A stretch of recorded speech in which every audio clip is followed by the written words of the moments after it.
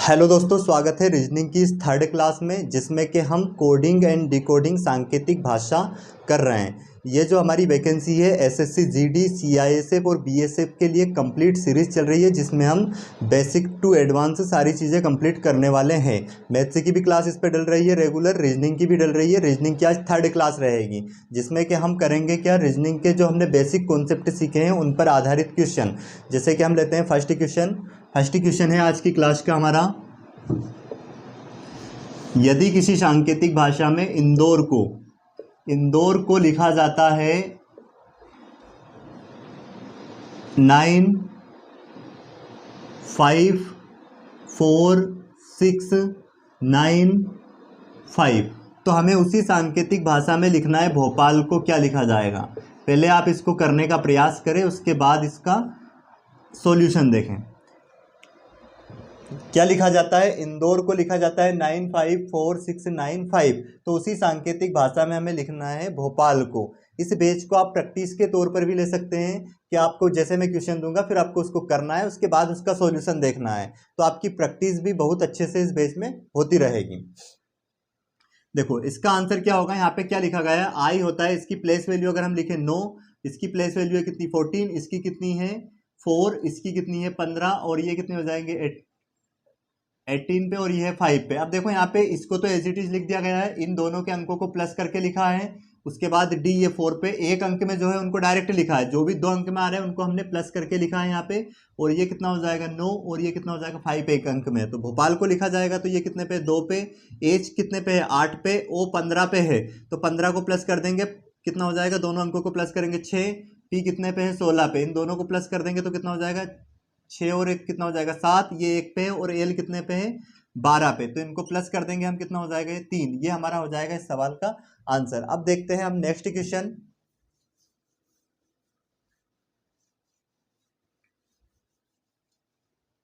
Question number 2 है आज की क्लास का। यदि सीहोर को लिखा जाता है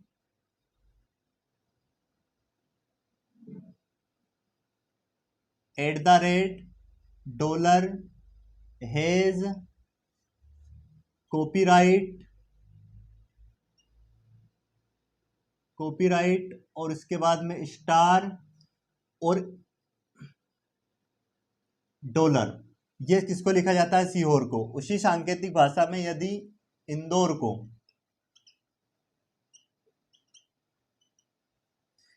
को लिखा जाता है, मान लिया जाए डेल्टा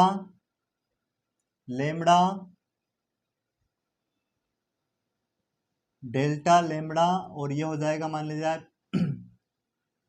म्यू, डॉलर को क्या लिखा गया है म्यू, ओ को लिखा गया है कॉपीराइट, और आर को यहाँ पे लिखा गया है स्टार, और ई को लिखा गया है क्या $। तो हमें इसी सांकेतिक भाषा में लिखना है किसको, हॉर्न को क्या लिखा जाएगा।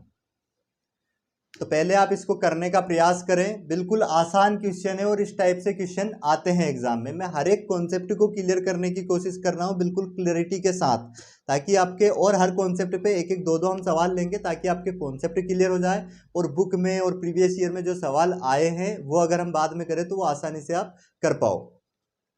देखो यहाँ पे ये है डायरेक्ट कोडिंग का क्वेश्चन, इसमें डायरेक्ट कोडेड करके दिया गया है। एस को लिखा गया है, क्या लिखा गया है $, और ई को लिखा गया है इसमें क्या $, एच को लिखा गया है हेज, और ओ को क्या लिखा गया है यहाँ पे, ओ को लिखा गया है कॉपीराइट, आर को लिखा गया है स्टार, और ई को लिखा गया है $। और यहाँ पे देखो वैसे ही आई के कोडिंग क्या हो गई डेल्टा, उसके बाद एन की क्या हो गई गामा, और इसके बाद इसकी क्या हो जाएगी डी की म्यू, और ओ की क्या है वही कॉपीराइट, जो कि ऊपर भी ओ का मान वही दिया गया है, आर का यहाँ पे क्या दिया गया है स्टार, यहाँ भी वही है, और ई का यहाँ पे क्या दिया गया है $, जो कि यहाँ पे वही है। तो मतलब ये डायरेक्ट कोडिंग का क्वेश्चन है और ये सारे लेटर इसी में से है। तो देखो यहाँ से एच की कोडिंग क्या बन जाएगी हेज, उसके बाद अगर हम ओ की देखें तो ओ की देखो यहाँ पे क्या है कॉपीराइट आ जाएगा, और आर की जगह पे क्या आ जाएगा यहाँ से स्टार आ जाएगा। वैसे ही एन का अगर हम देखें तो क्या आ जाएगा गामा आ जाएगा, और इसके बाद हम देखें किसका ई का, तो ई की वैल्यू क्या है यहाँ पे डॉलर। ये हो जाएगा इस सवाल का आंसर। उम्मीद है आपको ये कॉन्सेप्ट अच्छे से समझ में आ गया होगा। अब देखते हैं हम नेक्स्ट कॉन्सेप्ट, इस पर जो सवाल बनते हैं कोडिंग डिकोडिंग में। जैसे कि हमें यदि दे दिया जाए कि CAT केट, केट का मतलब हमें दे दिया गया, मान लिया जाए शार्ट, और हमसे पूछा जाए कि BAT बेट, यदि इफ CAT केट बराबर 60 है तो BAT बेट बराबर क्या होगा, इसका आंसर क्या होगा। अब इसको पहले आप करें, उसके बाद इसका सॉल्यूशन देखें। देखो यहाँ पे क्या किया गया है, इसकी वैल्यू कितनी है, C की वैल्यू 3 है, A की वैल्यू कितनी है 1 है, और T कितने पे 20 पे। अब यहाँ पे 60 कैसे आया है, इन सबका मल्टीप्लाई करके लिख दिया गया है, 20 एकम 20 और 20 या 60। तो यहाँ पे भी क्या करना है, इनकी प्लेस वैल्यू हमें लिखनी है। A की वैल्यू कितनी हो जाएगी 1, T की वैल्यू कितनी है 20, 20 एकम 20, 20 दूनी 40। इस सवाल का क्या हो जाएगा, आंसर हो जाएगा। और देखते हैं नेक्स्ट क्वेश्चन, जैसे कि यदि BAT बेट, बेट को लिखा गया है मान लिया जाए 23, तो हमें लिखना है CAT केट को क्या लिखा जाएगा।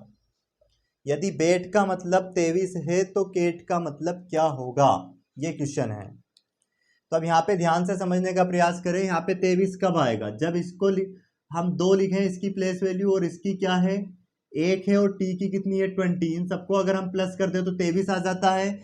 तो यहाँ पे भी हम क्या लिखेंगे, C की जगह पे लिखेंगे 3, A की जगह पे लिखेंगे 1, T की जगह पे 20। इन सबको प्लस करेंगे, कितना आ जाएगा 21, और 3 कितना हो जाएगा 24। इस सवाल का क्या हो जाएगा, आंसर हो जाएगा।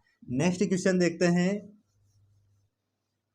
जैसे यदि हमारे पास क्वेश्चन आ जाए, यदि LOG, या फिर लेते हैं हम क्या TEAT को यदि लिखा जाता है 62, तो हमें उसी सांकेतिक भाषा में लिखना है EA, या फिर लिखना है हमें DOG, डॉग को क्या लिखा जाएगा। यदि T को लिखा गया है क्या 62, तो हमें उसी सांकेतिक भाषा में डॉग को लिखना है कि डॉग को क्या लिखा जाएगा।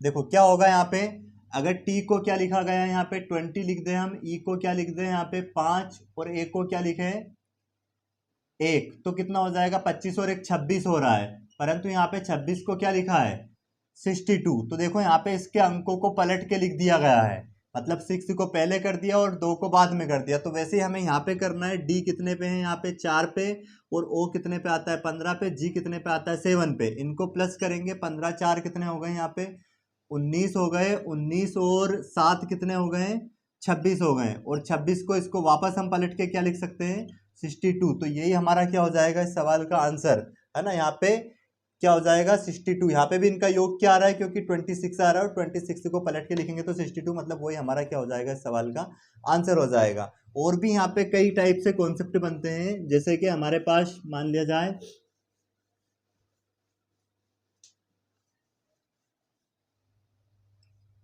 YXZ,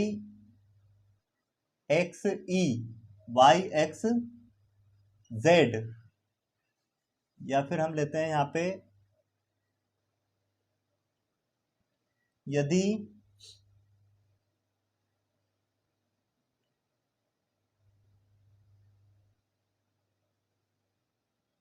BAT बेट को लिखा जाता है मान लिया जाए 46, तो हमें उसी सांकेतिक भाषा में लिखना है CAT केट को क्या लिखा जाएगा।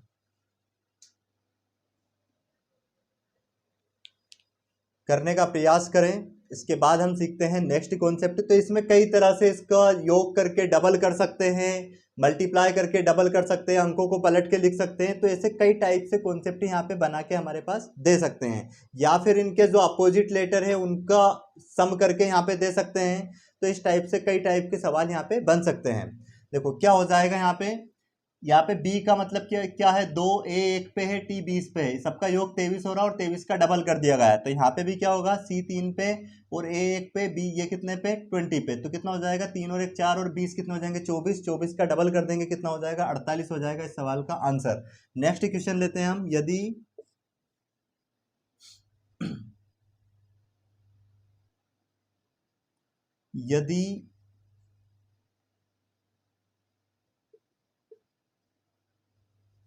TAG ताज इसका मतलब हो, यदि ताज को लिखा जाता है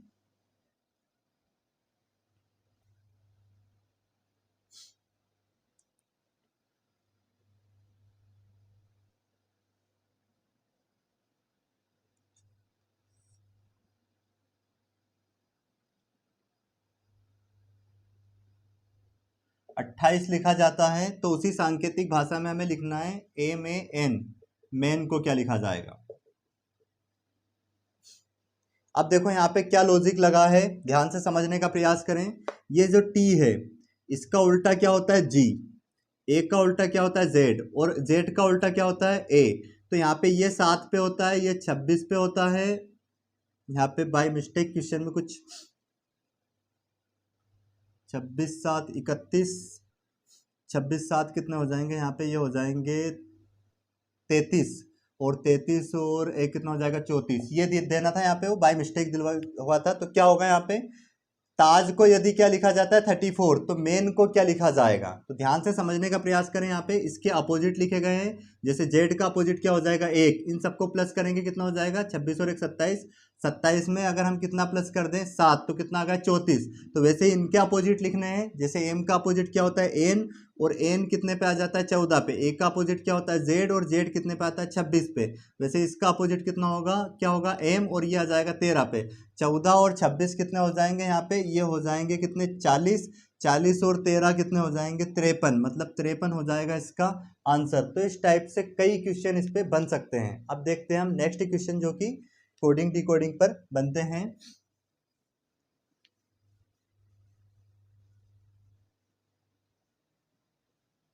जैसे यदि क्वेश्चन आ जाए हमारे पास 123 को यदि लिखा जाए, यदि 123 को लिखा जाता है day is good, day is good,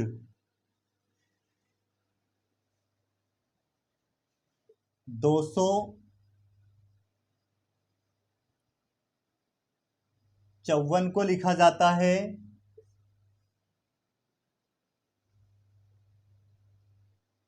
good night,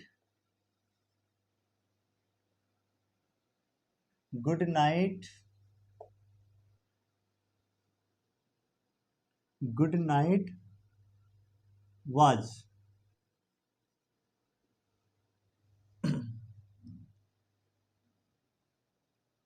4 3